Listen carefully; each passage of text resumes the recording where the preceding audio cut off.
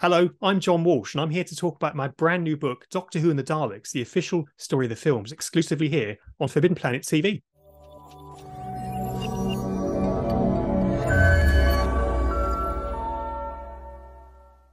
Welcome to Forbidden Planet TV. I'm Andrew Sumner. I have a returning guest, a very special returning guest. It's my old friend, John Walsh. How are you, mate? I'm very well, thanks, Andrew. It's so great to see you again. Great to be back with something new.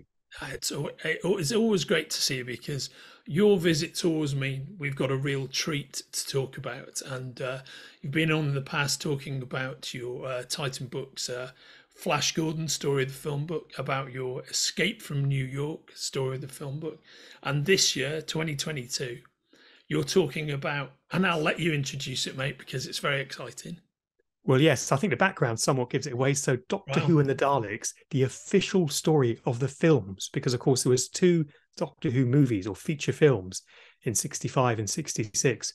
And it's never been allowed before. This is not a BBC licensed product. And so to create a book on these films, which are owned by the great people down at Studio Canal, took a lot of negotiating between Titan Books, the BBC, and Studio Canal. So I'm very grateful to all three parties for getting this together. Yeah, it's wonderful to see because I've been involved in some of those conversations between those three parties, and I know how complex the road to producing this book has been. These two films, as we were saying off camera, John, have a lot of emotional significance to me because they probably rank among my personal favourite iterations of Doctor Who. You know, being a child of the 60s, I kind of grew up watching these films during the bank holidays when I was a kid in Liverpool. And there are many great things about both of these movies, not the least of which is Cushing's performance and the nature of the Doctor himself, who's quite different compared to what he is in the TV show. So what was your way into all of this, John? Well, I was fascinated because there's the story of the films themselves, because they're not official Doctor Who movies, and that the Doctor isn't a Time Lord and so on. You know, there's various alterations that have been made to the story. And then there's the kind of the behind the scenes of what went on, because the films were quite low budget, and yet they shot at H stage at Shepperton Studios, which was where Stanley Kubrick shot 2001 and so on. And later in the 80s, Flash Gordon shot there. So how did they afford that? Why wasn't there a third film? How did they do the effects? Why were the Daleks a different design? Where was the TARDIS from the TV show? What's happening to the music? So all those questions we had when we watched the film growing up, we're like, hang on, this isn't On the Buses, the movie, which had the familiar characters and the kind of theme tune and so on. If this is the TV version in the cinema, where are all those things that are missing, and why is things so different? And so for years, I had lots of questions hanging around about how the films were made, what the motivations were, and what kind of happened on the second film. What happened to Peter Cushing? So with this book, I was able to have access to Studio Canal's archive, and we've got some wonderful photos in there as well, and the fans helped. But I was able to get that story straight because, you know, it's some pressure, isn't it, Andrew, when it says the official story of the film, it needs to be the official version. So somebody will tap you on the shoulder and say, oh, that's not right. You got the dates wrong. So I had to make sure that everything was verifiable, I guess. Yeah. What an interesting journey to go on. And did you get to speak to any of the surviving cast of the movies? Yes, all of them, including Bernard Cribbins. So sadly, Bernard died this year, and he spoke to me about his time on the film, his time with Gordon Fleming. He even told me about how he auditioned for Barry Letts to try and become Doctor Who himself, or become the Doctor on television. So that's all in the book. And I spoke to Jason Fleming, the actor, who's Gordon Fleming's son. Anthony Way, who's now a senior executive on the James Bond films. He was the first AD, or the first assistant director. All of the surviving cast members spoke to me. Roberta Tovey wrote the foreword. So I had everything I could have wanted, and unpublished images as well. It still gives me a tingle when I look through the book and I see the unpublished stuff, because I'm a big Doctor Who fanboy. And so the unpublished stuff really screams out. And the high quality of the pictures you've seen before, but they're now in real high definition as well. It's been great having the access. Oh, and you always get such great access, John, with your perseverance, and I think that's wonderful about all the movie books you produce for Titan. Did he get to speak to Mr. Ben himself, Ray Brooks? No, sadly, Ray Brooks is one of the few actors that I didn't get hold of for the film, but I spoke to people who knew him. I spoke to his agent, of course. But pretty much, I think he's probably the only one that I didn't manage to snare. Yeah. Wait, what a pity. But getting Cribbins before he passed away, that must have been. How did you find him? Well, he was great. I met Bernard Cribbins back at the 50th anniversary for Doctor Who when it was at the Excel Centre in London. So I was in the green room doing a sort of a series of sit-down chit-chats, free food and drink, of course. And I spent most of that weekend in that green room. And I chatted to him there at length because he was there, obviously, in his capacity as both the movie Doctor companion, as the policeman, but also he was Donna Noble's grandfather in the David Tennant years as well. So he's one of the few actors that's appeared in both the television and the movie versions. And he was very nice. He was very charming. He was quite kind of candid about Gordon Fleming. And he told me a wonderful story about the Daleks, because some of the Daleks had Australian accents. And as he explains to me in the book, it's during the filming, of course, they don't have that Dalek voice. They don't have the exterminate voice. So Peter Cushing and himself, Bernard Cribbins, were making their way either up or down the ramp, and the Dalek's coming towards them, and in an Australian accent says to them, go here or go there. And of course, they burst into fits of laughter. And Gordon Fleming told him off, but didn't tell Peter Cushing off. And so, he remembers those stories fondly. And it's great because sometimes it's in those smaller moments that you can find out more about what went on and sort of the hierarchy, if you will, of the actors and the politics. But we found out more serious stuff as well about Peter. Was he really unwell in the second film, or was there a dispute with the production team, with Milton Subotsky? A stand-in was used for some of the scenes. So we're able to drill down into that by looking at the insurance paperwork and clarifying exactly what the situation was. So it's been a great relief, really, to straighten the story out. It happened on Flash Gordon too. Sam Jones told different stories at different times to different people. And so I had to continually go back and kind of straighten things out. I'm delighted to say that here we get to do it. And it's taken such a long time, hasn't it? Like 60 odd years or so, nearly. Yeah. I mean, that it's amazing, actually, John, and it's great. Let's keep your powder dry for the book in terms of what you discover. But the fact that you've got the story straight, I think, is a wonderful thing. And I think what's great about Cushing's performance is he's actually so, and despite whatever might have been going on with him off camera, he's actually so energetic on camera at that phase in his life. An energy he still had in the early 70s in, say, Frankenstein and the Monster from Hell, when he's jumping around and actually doing physical stunts and whatnot. It's great to see him with all that verve that he has in those two movies, I think.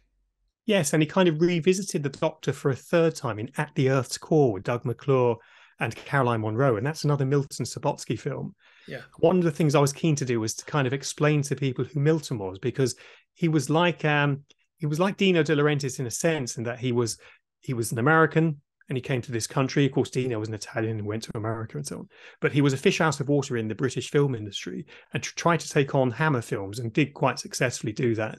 And then made a series of other films. And in the 80s, then he made the great television miniseries, The Martian Chronicles, with Rock Hudson.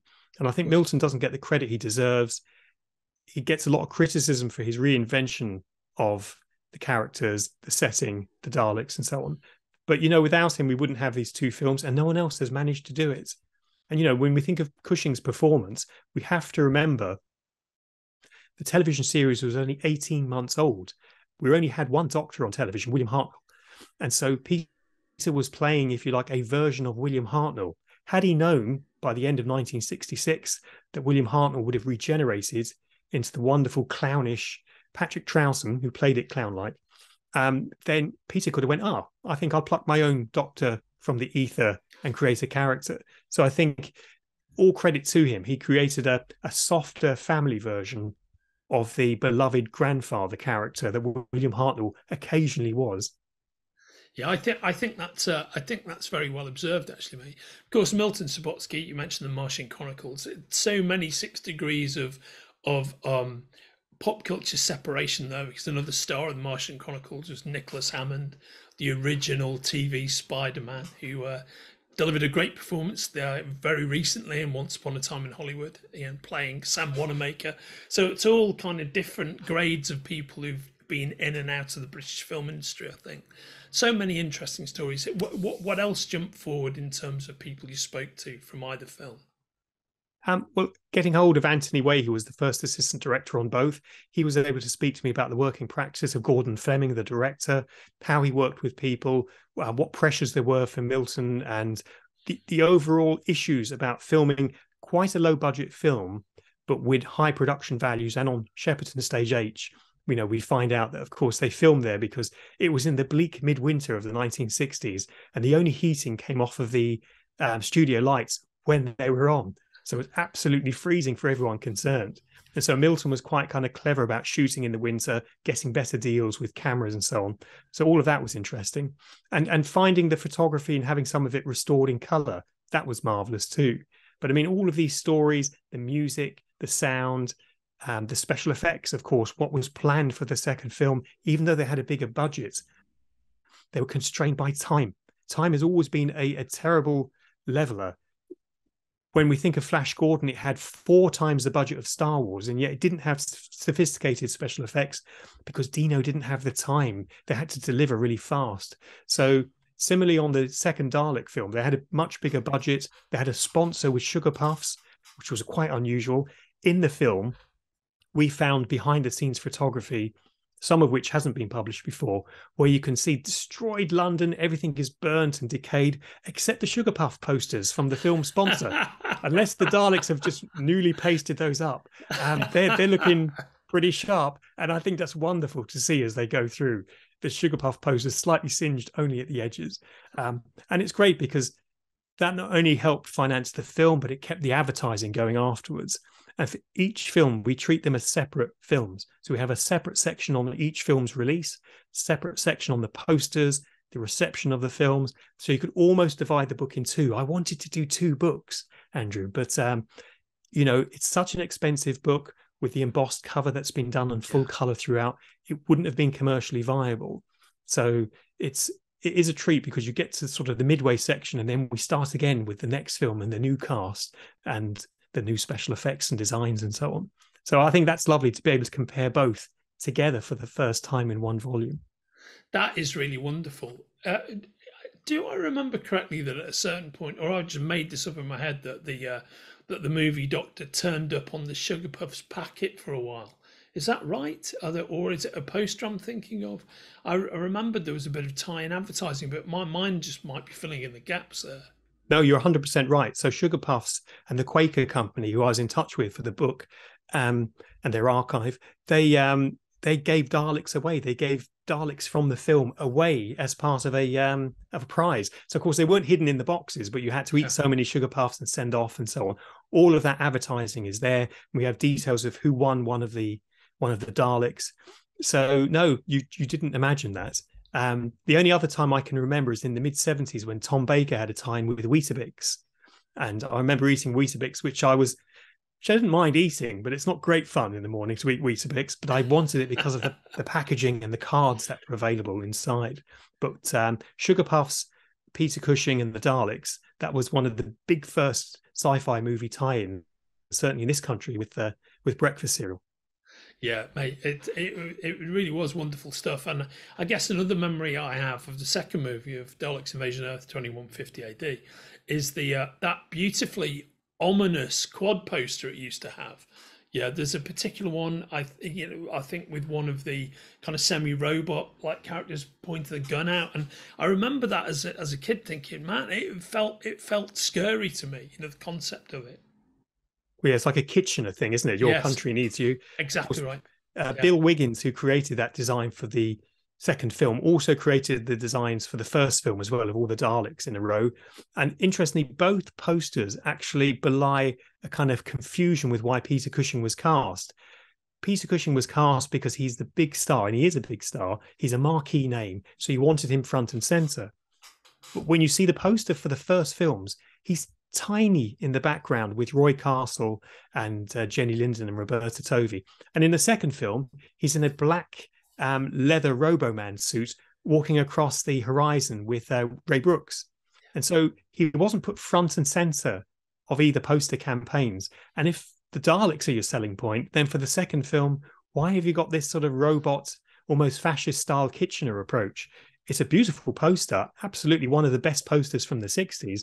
But in terms of an advertising signal for your film, where are the Daleks and where's Peter Cushing? No, so I mean, you're absolutely right. So interesting, because it's almost a precursor to one of the original Mad Max posters, if you recall. There's a real similarity between the two things. But as you say, it's not very Doctor Who, and it's not very Dalek orientated. It's not Cushing orientated. This is what I love about what you do with these books, John. I think your level of attention to detail and the degree to which you dig in with all of these great making of books that you do for Titan, it's such a revelation. And I think anybody who's a fan of Doctor Who, and anybody who's enjoyed or been intrigued by these two movies over the years, they're in for a real treat reading this book, which, by the way, can be pre-ordered, can be ordered, in fact, it's available now from the links attached to our conversation.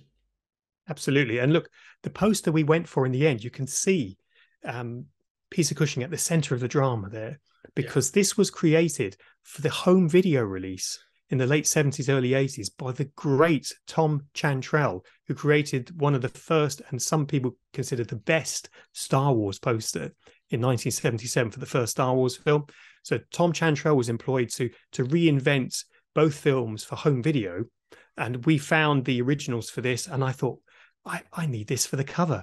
And we have the artwork, of course, inside the book for both films. And he gets it right here, because you have the Daleks writ large, as they should be, but also you have your star at the center. So I think it answers both queries about how do you have equal billing and how do you make sure people know it's Peter Cushing. And I think Tom's poster here, Tom Chantrell, is absolute magic. And I'm thrilled that we got to use this for the cover, because it's my personal favorite of all of the poster variants. And we have all of them in the book, including some from other countries people won't have seen before. So it just works so superbly well. And curiously, a little space here for the title block as well, which coincidentally works. Who'd have thought? I mean, I think it's a beautiful choice, and once again, John, you've done a beautiful job with the Doctor Who and the Daleks, the official story of the films, and I very much look forward to speaking to you in 23 when your next book, which is now available for pre-order well in advance, is going to be devoted to Conan the Barbarian. Am I right? Yes, that's right. And of course, if people know that film, Arnold Schwarzenegger, great score by Basil Polidorius, great. Did you know Oliver Stone wrote a version of it that was so gigantic that when they estimated the budget of it, it would have been 2 Superman the movies, the cost of it, to have made it. It wasn't possible. We have access to that script. Jim Danforth, who worked with Ray Harryhausen, a wonderful animator and artist, gave me exclusive access to his artwork that's never been published before to show what the Oliver Stone version of Conan would have looked like. We have that in the book. We have unpublished photographs and so on. I'm sounding like a broken record here, but it's what people probably expect from these official stories of the films. This is what you do best, John. And this is, I must admit, I'm really looking forward to the Conan the Barbarian book. I did know about the Oliver Stone script, but I've never had the chance to see any of the details of it. So getting to read about that will be a real treat.